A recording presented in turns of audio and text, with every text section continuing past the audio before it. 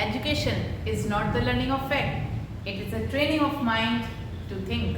Yes, my dear viewers, the great Albert Einstein has said these words to all of us. We should know and we are knowing कि पूरे parents बोलते हैं, सारे के सारे, almost सारे, क्या बोलते हैं? एल्बर्ट आइंस्टीन बनना है क्या? अरे एल्बर्ट आइंस्टीन बनो तो चलो कुछ ना कुछ तो हम लोग उनके गुण ले ही सकते हैं, है ना? तो उन्होंने क्या बोला कि जो माइंड है हमारा, जो एजुकेशन है हमारा, वो सिर्फ लर्निंग ऑफ फैक्ट्स ही नहीं है, बल्कि हमारे माइंड को थिंक करने के लिए, उसको प्रोसेस में लाने के लिए ये होता है एजुकेशन। ये एक रास्ता है, ये की है, ठीक है? With this line your ma'am honey ma'am, welcome back to my channel and now today I am going to talk about something I will not say new, I am repeating this topic, that is assertion and reason, but the chapter is new. Coordinate geometry will surely come in your first term, ठीक है? तो let's start assertion reason. assertion reason he students बोलते हैं ma'am MCQ करें क्या? मैं बोलती हूँ नहीं, एमसीक्यू में हमको पता रहता है व्हाट टू डू, है ना? वी आर नोइंग चार में से कोई एक ऑप्शन राइट है, इधर भी वी आर नोइंग चार में से एक ऑप्शन राइट है, but we don't know how to connect assertion with the reason, ठीक है? दावे से कही गई बात सही है कि नहीं, दावे से कही गई बात जो सही है, क्या उसका रीजन दिया गया सही है कि नहीं, ये सब हमको थोड़ा सा कंफ्यूज करता है। इसीलिए मैं यही टॉपिक उठाती हूँ।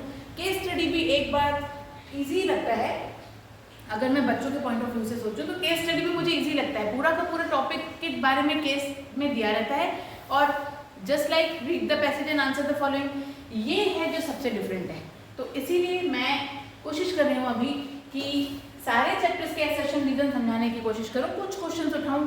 कुछ क्वेश्चन से होगा क्या कि आप मेरे साथ हैबिचुअल हो जाएंगे उन क्वेश्चंस को करने के लिए, फिर then you can connect the assertion reason of any topic. मतलब अगर सेम टॉपिक भी उठाएंगे, अगर हनी मैम ने लिया 10 क्वेश्चन या 12 क्वेश्चन या 5 या 7 समटाइम्स 8, ठीक है, कोई प्रॉब्लम नहीं है। आपकी बुक में या किसी और बुक में assertion रीजन 10, 12, 15, 20 भी होंगे ना, तो जब आपके एक फ्लो आ जाएगी ना how to solve, then you will definitely able to solve assertion reason। तब आपको ये डर नहीं लगेगा कि ये assertion reason होता क्या है। तो let's go for solving this assertion reason on the topic coordinate geometry, chapter 7 of class 10। Let's start। coordinate geometry मतलब कि ये पूरा हमने 9th में पढ़ा है। 9th में coordinate geometry ग्राफ पे बेस था, 10th में coordinate geometry में फॉर्मूले आए। फॉर्मूले कौन से आए?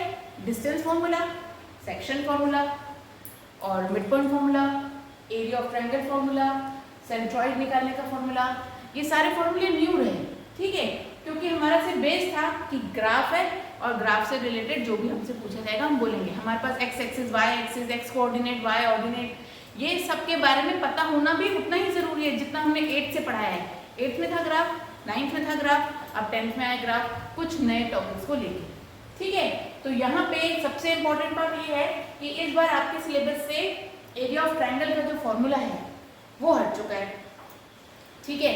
आगे कुछ क्वेश्चंस में करवाऊंगी जिसमें एरिया ऑफ ट्रायंगल का बेसिक तो होगा ही, क्योंकि वो टॉपिक को सेंट्रॉइड से कनेक्ट किया गया है, तो उन टॉपिक को हम कवर करेंगे। अगर ये इस साल के बुक्स में आया है, इसका मतलब इस टॉपिक को आपको कवर करना है। आप ये सोच के छोड़ नहीं सकते अरे ये टॉपिक तो आएगा ही नहीं। अगर आपने छोड़ दिया और ये आ गया तो आपके मार्क्स गए, किसी और का कुछ नहीं जाएगा, ठीक है? तो आपको जो भी करवाया जा रहा है उसको ध्यान से देखिए। अगर वो इस साल की किसी भी बुक में आया तो बुक में कभी भी कोई भी क्वेश्चन बाय मिस्टेक नहीं आता है, वो कहीं ना कहीं आपके सिलेबस में होता है तभी आता है, ठीक है? तो जस्ट क्लियर कर लो अपने माइंड में कि आज जो हम करने वाले हैं वो सारे ही टॉपिक्स कवर होने वाले हैं आपके एग्जाम में, ठीक? तो let's start. Distance of the point 6 and -6 from the origin is 6 units। assertion में बोल रहा है कि ये जो पॉइंट के कोऑर्डिनेट्स हैं ओरिजिन से, कोऑर्डिनेट ऑफ ओरिजिन कहाँ है हमारे?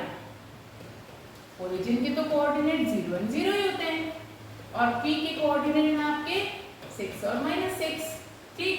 इस 6 यूनिट्स, वो बोल रहा है 6 यूनिट्स है, मतलब अगर आप PO का डिस्टेंस निकालेंगे अंडर रूट ऑफ, जो कि फॉर्मूला होता है x2 - x1 का स्क्वायर प्लस y2 - y1 का स्क्वायर। अब ये x2 y2 सब होता क्या है? जो पहला यूनिट हुआ आपका, अगर P आपने लिया तो ये x1 y1 है, और अगर O लिया बाद में तो ये x2 y2 है। ठीक, ओके। पहला कोऑर्डिनेट हम पहला नंबर हमेशा ही x कोऑर्डिनेट होता है, दूसरा हमेशा ही y कोऑर्डिनेट होता है। ओके, मतलब x एक्सिस के पॉइंट और y एक्सिस के पॉइंट। इस वैल्यू पे हम रख के देख लेते हैं। x2 माइनस x1 मतलब 0 माइनस 6 का स्क्वायर, अंडर रूट कर लेती हूँ मैं इसको, प्लस y2 माइनस y1 मतलब कि आ गया आपका 0 प्लस 6 का स्क्वायर। क्यों यहाँ प्लस, क्यों यहाँ तो माइनस है, माइनस माइनस प्लस होता है, माइनस माइनस प्लस होता है। ये आपका आ गया 6 का माइनस 6 का स्क्वायर प्लस 6 का स्क्वायर। माइनस का स्क्वायर तो माइनस प्लस ही हो जाता है ना, तो 36 प्लस 36 कितना हुआ 72। ठीक, अब ये 72 का अंडर रूट क्या होता है, मैं प्राइम फैक्टराइजेशन कर रही हूँ, बिल्कुल स्मॉल एकदम छोटे से लेवल पे जाके सॉल्व कर रही हूँ। ये कुछ ये एलसीएम या एचसीएफ हम क्लास 4 से करते हैं, मैं उस लेवल पे जाके आपके लिए सॉल्व कर रही हूँ, क्योंकि मैं नहीं चाहती कि किसी भी टाइप का कंफ्यूजन आपके माइंड में हो। ये क्या हुआ आपका, ये 3, ये 3 आ गया, मतलब रूट के अंदर आपके पास 2 का स्क्वायर है, 3 का स्क्वायर है और एक 2 खाली रह गया, मतलब 2 का स्क्वायर है तो 2 बाहर निकल गया, 3 बाहर निकल गया, रूट के अंदर रह गया 2। आपका आंसर आ रहा है 6√2 यूनिट्स, है ना। और यहाँ पे क्या दिया हुआ है 6 यूनिट्स, तो A इज फॉल्स, A आपका हो गया पूरी तरह से गलत, A इज फॉल्स। ठीक, but your R is true, very much correct. कैसे, यही तो फॉर्मूला होता है distance between any two given points. Distance between any two given points का फॉर्मूला यही होता है, under root of x2 minus x1 का whole square plus y2 minus y1 का होल स्क्वायर। तो your reason is true, your assertion is false, means option D is correct. Option D आपका correct है। ठीक, हो गया आपका ये solve. Okay, go for the next question. The distance of the point 2 and 11 from x axis is 11। हम वहां तक आने से पहले हम उसके रीजन को चेक करते हैं। रीजन ट्रूली करेक्ट है, रीजन इज ट्रू। क्या है ये, इसका मतलब पता है, the distance of the point xy from x axis, distance xy इसका x एक्सिस से ऑर्डिनेट, ऑर्डिनेट मतलब y एक्सिस होता है unit, y unit, x distance of xy from x axis, distance of xy from x axis, x axis से x और y का distance उसका ordinate होता है, ऑर्डिनेट मतलब y यूनिट होता है, तो रीजन इज ट्रू, एकदम करेक्ट। ठीक, अब आते हैं असर्शन पे। ये बहुत बेसिक पॉइंट है आपका, जब आप चैप्टर रीड करेंगे ना उसी समय आपको इसकी इंफॉर्मेशन मिल जाएगी कि x एक्सिस से कोई भी पॉइंट का डिस्टेंस उसका ऑर्डिनेट होता है, ऑर्डिनेट मतलब y यूनिट्स होते हैं y एक्सिस की भी। ठीक, अब यहाँ पे क्या बोल रहा है, distance of point distance this from x, देखो एकदम से xy के बदले क्या बोल दिया उसने 2 and 11। ठीक, यहाँ पे देखिए फ्रॉम x एक्सिस, यहाँ पे भी देखिए फ्रॉम x एक्सिस, ओके। यहाँ बोल दिया उसका ऑर्डिनेट, ओके, यहाँ पे भी तो उसका ऑर्डिनेट की ही वैल्यू है, देखिए यहाँ पे 2 and 11 में ऑर्डिनेट क्या है 11, एकदम करेक्ट। तो A is also true and the very important thing, ये दोनों ही ट्रू थे and reason is the correct explanation of assertion. So option A is correct. ठीक, आपको समझना है बस, डिस्टेंस x एक्सिस x और y का फ्रॉम x एक्सिस से उसका ऑर्डिनेट होता है इज इट्स ऑर्डिनेट, ऑर्डिनेट मतलब जो y यूनिट होती है, जो y एक्सिस पे, जो y एक्सिस पे वैल्यू होती है, तो ये हो गया उसका y यूनिट्स। ठीक है, और वैसे ही x और y के बदले आपके अगर क्वेश्चन में 2 and 11 है और ये भी पूछ रहा है इसकी भी x एक्सिस से बताओ क्या वैल्यू होगी, तो आप बताओ, अगर मैं ऑर्डिनेट 11 ना भी लिखूं, अगर आपने ये स्टेटमेंट समझ लिया तो आप बताओ इसका ऑर्डिनेट क्या है। x को 2 को बोलते हैं एब्सिसा, x ऑर्डिनेट को बोलते हैं एब्सिसा और y यूनिट को बोलते हैं ordinate.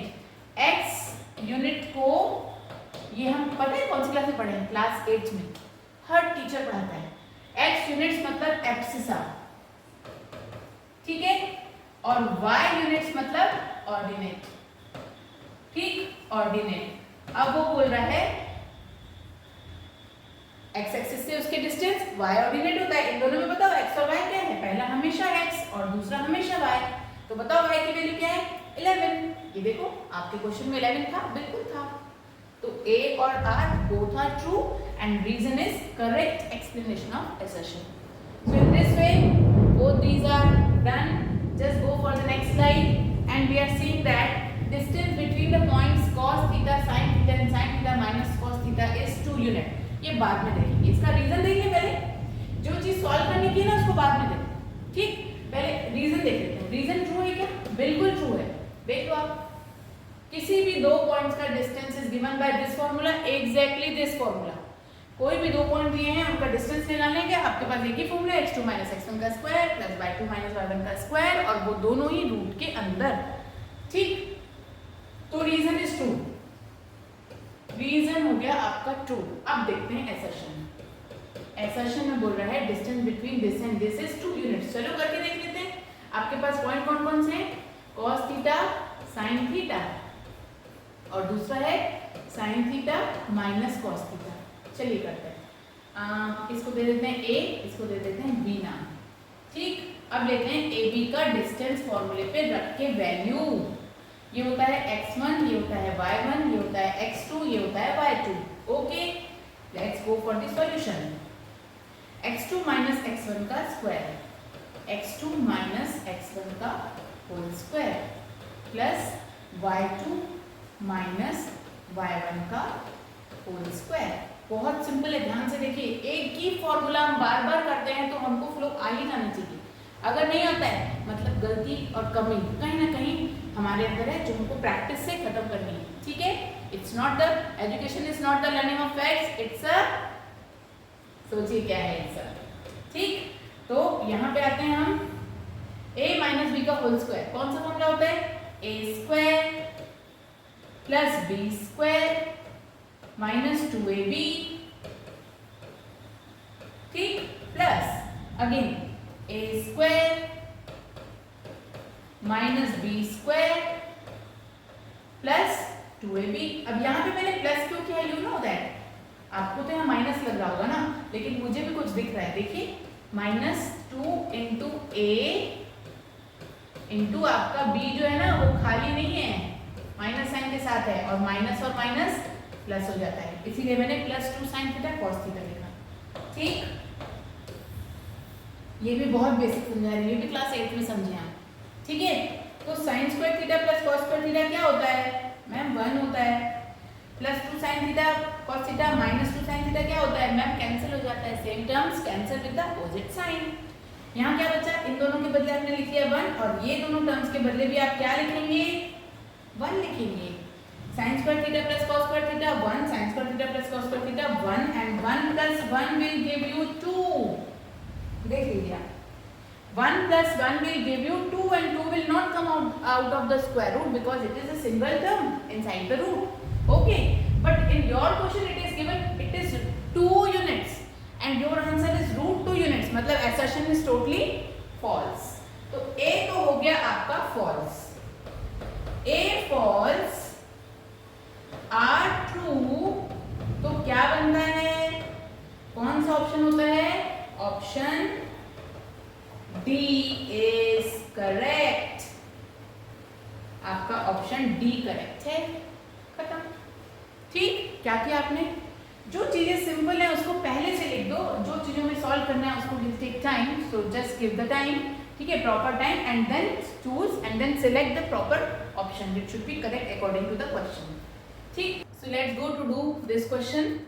This is first of all just see कि रीजन तो बिल्कुल करेक्ट है। क्या है रीजन, देखिए, अगर आपको पॉइंट C डिवाइड करना है when A and B is given, it means like that कि अगर आपके पास है ये लाइन A और B है यहाँ पे, और यहाँ पे एक पॉइंट है C मान लो, क्योंकि आपके क्वेश्चन में दिया हुआ है C, तो अगर आपको इसको डिवाइड करना है इस लाइन को, तो ऑफकोर्स इसी रेशियो में m/n के रेशियो में ही डिवाइड होती है। ये m/n के बदले आपकी कोई भी वैल्यू आ सकती है, कोई भी माने कोई भी, मतलब अगर आपको लाइन इक्वल डिवाइड होती है A to C और C to B, तो 1:1 में डिवाइड होती है। अगर इस लाइन को ट्राइसेक्ट किया जाता है तो कुछ इस तरह से बनती है, A बी, सी और डी, जिसमें कि रेशियो AB टू BD लिया जाता है तो 1:2 होता है, और अगर रेशियो AC टू CD लिया जाता है तो 2:1 होता है। इसके अलावा ट्राई सेक्शन में और कोई रेशियो नहीं आता है। ट्राई सेक्शन मतलब एक लाइन को 3 इक्वल हाफ में डिवाइड करना। तो रेशियो बनते हैं ये छोटे से पार्ट से ये पूरे दोनों पार्ट, या फिर ये दोनों पार्ट से ये छोटा सा पार्ट। ठीक है, तो ये होता है ट्राई सेक्शन के लिए 2 रेशियोज अवेलेबल। इसके अलावा अगर कोई रेशियो आपके पास आता है तो वो रॉन्ग ऑप्शन है। ठीक है, तो सीधे सीधे हमारा रीजन जो है एकदम ट्रू है। रीजन तो हो गया ट्रू, मतलब जो R इज फॉल्स वाला ऑप्शन है उसको कर दो अपने दिमाग से एलिमिनेट। ठीक, अब बढ़ते हैं आगे।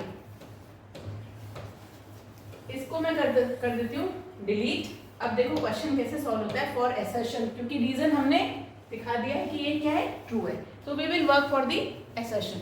असर्शन में क्या है देखिए, A और B आपके पास लाइन है जिसको कि P ने डिवाइड किया है कुछ रेशियो में। रेशियो आपको दिया हुआ है, बिल्कुल दिया हुआ है, लेकिन इस रेशियो को हम यूज नहीं करेंगे। इस रेशियो को हम यूज करेंगे ये देखने के लिए कि क्या है हमारा रेशियो करेक्ट है कि नहीं है। तो फिर हमारे पास रेशियो है ही नहीं, और जब रेशियो नहीं होता तो वहां पे K:1 होता है।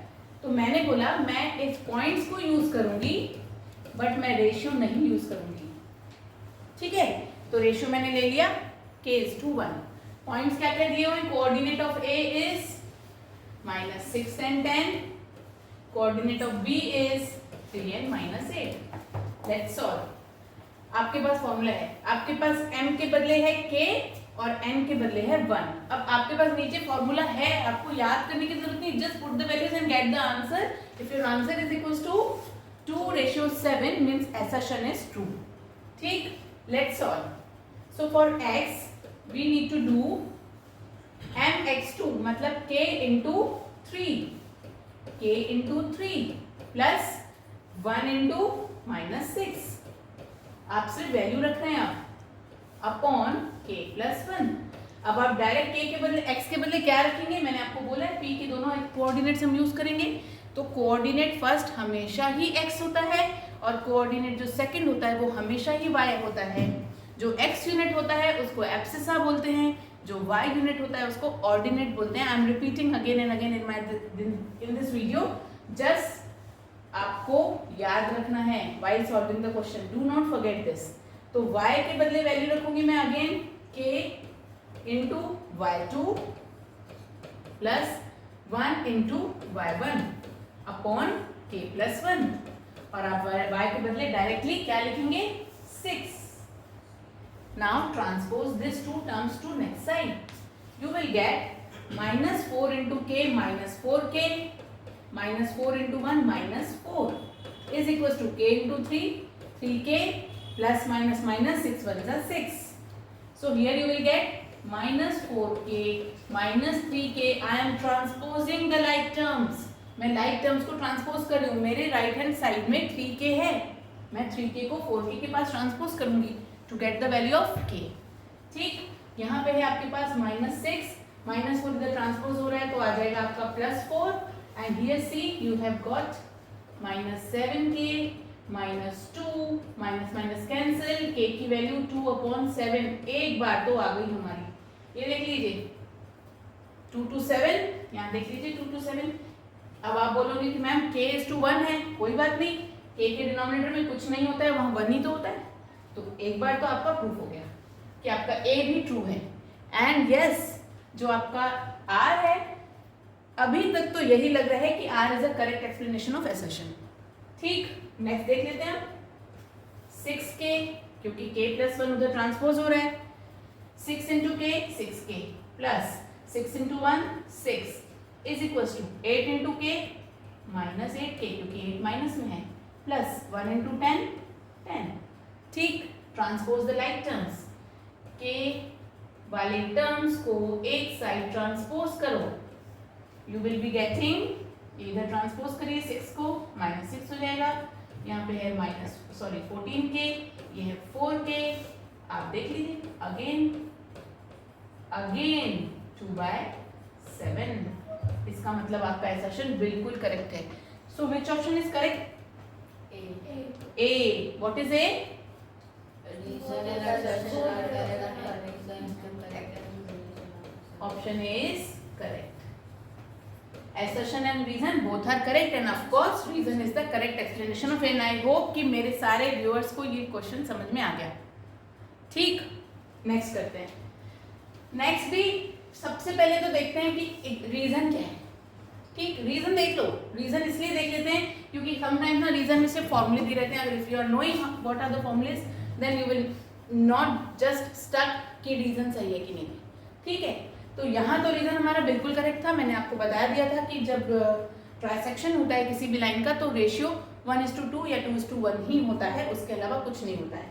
यहाँ देखिए आपका रेशियो क्या दिया हुआ है. क्या ये राइट होगा?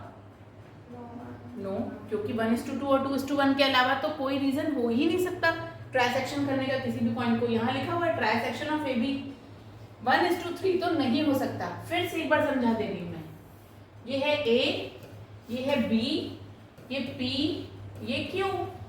कितने पार्ट हैं? 1 2 3. अगर मैं इस पार्ट को लेती हूँ तो मेरे बचे हुए पार्ट कौन से हैं? P Q plus Q B. देख लीजिए, P Q plus Q B ही है ना, कि कुछ और है? Of course P Q plus Q B है. ए पी कितना पार्ट है उस पूरी लाइन का? First part. और ये दोनों कितने हैं? 1 + 1 कितने हो गए? 1 + 1 2 हुए, है कि नहीं?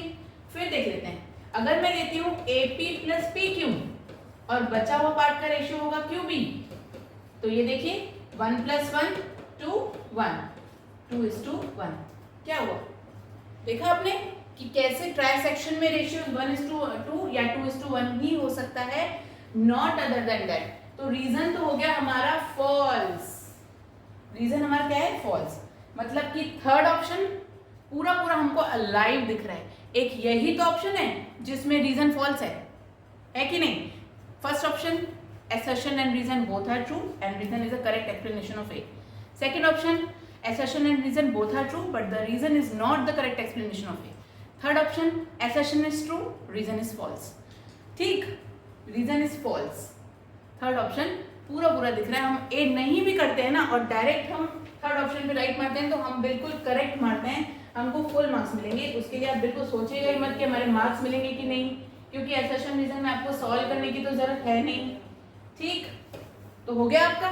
थर्ड ऑप्शन में डायरेक्ट जा सकती हूँ तो चले जाते हैं थर्ड में, क्या फर्क पड़ता है. Option 3 is correct. आपको ए को प्रूफ करने की जरूरत नहीं है. जैसे ही रीजन फॉल्स आ जाए आपको ए को प्रूफ करने की जरूरत नहीं पड़ेगी. किसी किसी क्वेश्चन में ही होता है कि दोनों को सॉल्व करने की जरूरत पड़े, लेकिन जहां डायरेक्टली ये ऑप्शन आ जाए बिल्कुल मत करिए. Don't waste your time, go for the next question. ठीक, so let's go for the next question. assertion again, the coordinate of centroid and what does it mean? Centroid, अब ध्यान से देखो, ये है आपका ट्रायंगल. यहां से लाइन, ये वाली लाइन यहां से और ये वाली लाइन यहां से, जब ऐसे लाइंस मीट होती हैं, अब ये आप मुझे पूछेंगे नहीं, ये आप देखेंगे अपनी नॉलेज से, क्योंकि it is in 7th, it is in class 7th कि एल्टीट्यूड्स को हम ये एल्टीट्यूड्स होते हैं जहां मीट करने वाले, उसको एल्टीट्यूड्स मीट जहां होते हैं उस पॉइंट को सेंट्रॉइड बोलते हैं, या मीडियंस जहां मीट होते हैं उस पॉइंट को सेंट्रॉइड बोलते हैं. ये आपका होमवर्क. ठीक, ये मीडियन बनाया है मैंने या एल्टीट्यूड बनाया है, ये आप खुद अपनी नॉलेज को चेक करेंगे. क्लास 7th RS अग्रवाल में तो ये क्लियरली दिया हुआ है, आप थोड़ा सा ढूंढिएगा, आपको NCERT में मिलेगा. तो सेंट्रॉइड मतलब कि मिड पॉइंट्स को ज्वाइन करने वाला, लेकिन किसका, ये आई विल नॉट टेल. ठीक है, you just go through it. तो यहाँ पे है आपका 0 and 6 point A, point B है आपका 8 and 12 और पॉइंट सी है आपका 8 and 0. ठीक है, अब आते हैं x1 y1. फर्स्ट ब्रैकेट हमेशा x1 और y1 कवर करता है, second x2 y2 and third x3 y3. Centroid का फॉर्मूला होता है x1 plus y, x2 plus x3 upon 3, y1 plus y2 plus y3 upon 3. इससे मिलता क्या है, इनसे मिलती है ये जो बीच वाला जो पॉइंट है ना, इसके दो कोऑर्डिनेट्स मिलते हैं इससे, x और y के, ठीक है। तो आप उसी के लिए वर्क कर रहे हैं। अगर आपने 0 + 8 + 8 किया, 0 + 8 + 8/3 कितना होता है, 16/3 होता है। आपके क्वेश्चन में 16/3 है क्या, नहीं, आपके पास 17/3 है। 16/3 मिला है आपको, आपके क्वेश्चन में 17/3 है। यहाँ असर्शन टोटली फॉल्स मिल रहा है मुझे, असर्शन एक ही बार में फॉल्स मिल गया मुझे। और असर्शन जब फॉल्स होता है तो हमारे पास सीधा सीधा कौन सा ऑप्शन बचता है, कौन सा ऑप्शन बचता है, last fourth option, D, option D is the correct answer. यहाँ पे आपको करने की जरूरत नहीं पड़ेगी, लेकिन फिर भी मैं प्रूफ कर देती हूँ। 6 + 12 + 0/3 18/3, ये तो 6 होता है और आपके क्वेश्चन में 5 दिया हुआ है, मतलब totally assertion is wrong but reason is true. यहाँ देख लीजिए आपने ये कौन सा फॉर्मूला लगाया है कोऑर्डिनेट और सेंट्रोइड के लिए, वही फॉर्मूला जो मैंने यहाँ यूज किया है, देखिए। तो आपका रीजन तो बिल्कुल राइट था, लेकिन रीजन राइट होने से 3 ऑप्शन ओपन होते हैं हमारे लिए, फर्स्ट, सेकंड एंड फोर्थ, ठीक है, फर्स्ट, सेकंड और फोर्थ। लेकिन असर्शन जैसे ही फॉल्स हो गया, आपका सीधा सीधा फोर्थ ऑप्शन ओपन है। तो जस्ट डायरेक्ट लिख दीजिए option D is correct. Done, done, is there any doubt, is there any doubt? First वाले में, तो सेकंड क्वेश्चन में assertion the point, assertion the point 0 4 0 and 4, मतलब x यहाँ पे 0 है और y यहाँ पे 4 है। तो क्या ये पॉइंट y एक्सिस पे लाई करेगा? बिल्कुल करेगा। ये मैं बहुत छोटे पे जा रही हूँ, एकदम छोटे वाले कॉन्सेप्ट पे आ रही हूँ, मतलब क्लास 8 की कॉन्सेप्ट पे। पहली बार ग्राफ क्लास 8 में ही आया था, ऐसा वाला प्लॉटिंग द पॉइंट वाला ग्राफ। तो वैसे 6 में भी आया था, लेकिन अभी के लिए मैं आपको बता रही हूँ, प्लॉट कर रही हूँ पॉइंट 0 और 4 पॉइंट कहाँ प्लॉट करूंगा? ऑफ कोर्स एक्स एक्सिस में तो करूंगी नहीं, है ना। मैं कहाँ जाऊंगी? वाई एक्सिस पे। तो हो गया ये 1 2 3 4, ये रहा आपका 4 और ये रहा आपका 0, ठीक, क्योंकि ओरिजिन के दोनों ही कोऑर्डिनेट क्या होते हैं? 0 होते हैं। तो क्या हुआ आपके पास? 0 और 4 पॉइंट प्लॉट करना है, तो कहाँ पे लाई करेगा वो पॉइंट? वाई एक्सिस पे। तो आपका ए हो गया ट्रू। ओके, रीजन देखो बिल्कुल ट्रू है। रीजन देखिए, x coordinate of point on y axis, x coordinate y axis पे हमेशा ही 0 होता है। देख लीजिए आप, आपका x कोऑर्डिनेट y एक्सिस पे 0 हुआ कि नहीं हुआ? बिल्कुल हुआ। तो a and r are both correct and r is the correct explanation of a. तो ऑप्शन a is correct। इसको तो कोई एक्सप्लेन करने की जरूरत ही नहीं है। आप ये मैं एक्सप्लेन क्यों, ये आप अपने माइंड में भी कर सकते थे कि y एक्सिस पे x 0 होता है, x एक्सिस पे y 0 होता है, खत्म। जो मैं बोल रही हूँ ना, वही स्टेटमेंट आपके रीजन में है। x एक्सिस पे y 0 होता है, y क्या होता है? y coordinate on x axis is always 0, x coordinate on y axis is always 0, ठीक। तो बोथ आर एकदम correct and R is the correct explanation of A. Let's go for the next slide. Value of y is 6 for which the distance between P and Q. Distance between P and Q. Again the distance formula, which is that under root of x2 minus x1 का whole square plus y2 minus y1 का whole square. Distance between आया तो एक ही formula है आपके पास, आप यहाँ वहाँ जाएंगे नहीं। और जितनी स्पीड मैंने बोला है उतना ही फास्ट आपको मगअप होना चाहिए सारे फॉर्मूले, ठीक है। तो चलो देखते हैं क्या बोला उन्होंने। PQ जो है उसकी यूनिट है 10, क्वेश्चन में ये दिया हुआ है। आप रीजन तो देख लीजिए, बिल्कुल करेक्ट है। बोल रहा है distance between A and B के लिए क्या ये फॉर्मूला जाता है? बिल्कुल जाता है। रीजन इज करेक्ट, ठीक। इफ रीजन इज करेक्ट तो 3 ऑप्शन ओपन है, फर्स्ट, सेकंड और फोर्थ, ठीक। Fourth, yes fourth. A is true and R is false is in third, ठीक। तो PQ इज इक्वल टू 10, तो PQ का स्क्वायर इज इक्वल टू 10 का square होगा कि नहीं? यस मैम होगा। तो PQ का स्क्वायर मीन्स, चलो P और Q की दोनों पॉइंट्स ले लेते हैं। PQ का डिस्टेंस ले लेते हैं x2 माइनस x1, 10 माइनस 2 का square plus y2 minus y1 y minus minus plus 3 का स्क्वायर इज इक्वल टू 10 का स्क्वायर होता है 100। अब इसको ओपन करो ब्रैकेट को, 10 माइनस 2 8 होता है, 8 का स्क्वायर 64 होता है। Directly just put it here. y plus 3 का whole square means a plus b का होल स्क्वायर। फॉर्मूला लिख देते हैं, आइडेंटिटी है a square plus b square plus 2 into a into b is equal to 100। y square plus 6y plus 64 plus 9 is equal to 100। y square plus 6y 64 plus 9 कितना होता है 73। ठीक, अब 100 में से माइनस करेंगे 73 को तो कितना बचा आपके पास 27 बचा। तो y स्क्वायर प्लस 6y और 27 को इधर ट्रांसपोज कर देंगे तो माइनस 27 हो जाएगा, बिल्कुल हो जाएगा। अब आपकी क्वाड्रेटिक इक्वेशन बनी, बिल्कुल बनी। देख लीजिए आपकी क्वाड्रेटिक इक्वेशन है, और क्वाड्रेटिक इक्वेशन जब इस फॉर्म में मिलती है तो हमको तुरंत दिमाग में स्ट्राइक होता है क्यों ना हम इसका मिडिल टर्म स्प्लिटिंग करें। ठीक, तो let's go for the middle term splitting. y square plus 9y minus 3y, 9y में से 3y माइनस हुआ तो 6y आया। Yes ma'am, 9y into 3y करें तो 27 आया, बिल्कुल आया। देखिए 27 into y square 27y square, 9 into 3 27 आ गया ना आपका मिडिल टर्म स्प्लिटिंग में डायरेक्ट आंसर। ये मैं जल्दी कर रही हूँ, आप नहीं कर पाएंगे तो कोई प्रॉब्लम नहीं है। अब आपके पास एक और फॉर्मूला है, दैट इज श्रीधाचार्याज मेथड, जिसको फॉर्मूला मेथड बोलते हैं। x is equal to minus b plus minus under root of b square minus 4ac upon 2a। ये फॉर्मूला जरूर पुट करेंगे, टाइम वेस्ट मत करिएगा। ठीक है, अब आते हैं इन दोनों पे कॉमन निकाल लें। y is equal, y common निकाला, y प्लस 9 अंदर रखा, यहाँ माइनस 3 कॉमन निकाला, y प्लस 9 अंदर रखा इज इक्वल टू 0। ठीक, I will use this area y minus 3 और y plus 9 is equal to 0।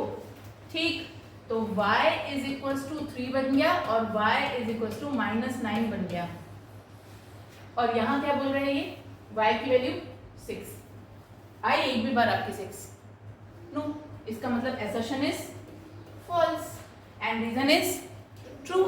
तो कौन सा ऑप्शन करेक्ट है, ऑप्शन बी इज करेक्ट या ऑप्शन 4 इज करेक्ट। जो बोल लो आप, डी बोल लो 4 बोल लो, कोई प्रॉब्लम नहीं, दोनों मतलब सेम है। ठीक है, तो ये था आपका इस क्वेश्चन का आंसर। अब आते हैं इस वाले assertion रीजन पे, बहुत सिंपल है ये, इसमें सॉल्व करने की जरूरत नहीं है। Area of triangle is 0, that means points are collinear. मैं ट्राइंगल के लिए कितने पॉइंट्स लूंगी, 3 चाहिए, तीनों नॉन कोलिनियर होने चाहिए, मतलब एक ही लाइन पे नहीं होने चाहिए। अगर तीनों पॉइंट एक लाइन पे हुए, ट्राइंगल बन पाएगा, बता दीजिए मुझे। Imagine collinear means lines on a one line, points on a one line. ठीक, तो कोलिनियर पॉइंट्स हैं ये, इससे ट्राइंगल बना आपका, नहीं बना, तो ये हो गया क्या आपका फॉल्स बोलोगे इसको, बिल्कुल नहीं बोलोगे, ये ट्रू है, ये ट्रू है आपका। Area of triangle is 0, area of triangle 0 होगा अगर सारे ही पॉइंट्स कोलिनियर होंगे। ऑफ कोर्स ट्राइंगल ही नहीं बनेगा तो एरिया तो 0 ही होगी ना, और ये कब होगा, जब आपके पॉइंट्स कोलिनियर हुए। तो योर रीजन इज ट्रू। ठीक, अब इधर देखते हैं, mid point of line segments divide the line in the ratio 1:1, बिल्कुल सही। अभी मैंने बताया था आपको कि अगर मिड पॉइंट निकालना है ए और बी, तो एग्जैक्ट पी यहाँ पड़ा हुआ है, तो ये 1 और 1 ही तो हुआ कि नहीं, बिल्कुल सही, यही हुआ। तो yes, this is and this both are correct and R is a correct explanation of A, क्योंकि वो जो लाइन बनी है ना, ये मिड पॉइंट की बनी है, देख लीजिए आप, और ये वाली भी लाइन देखिए बिल्कुल सेम है कि नहीं। तो these are option B is correct here. ठीक, इसमें कुछ सॉल्व करने की जरूरत नहीं पड़ी, दोनों लॉजिक ही हैं। इसका भी लॉजिक है, मिड पॉइंट का मिड पॉइंट बीच में है, 1:1 ही बनेगा, यस बनेगा। लाइंस अगर पॉइंट्स अगर कोलिनियर हैं तो वो ट्राइंगल नहीं बनाएंगे, अगर ट्राइंगल नहीं बनाएंगे तो वो लाइन ही है, और लाइन की एरिया कुछ होती ही नहीं है, दैट इज इक्वल टू 0। तो दोनों ही कॉन्सेप्ट बिल्कुल राइट हैं। और जब लाइन बन गई, ट्राइंगल नहीं बना, तो this is the correct explanation of line segment only.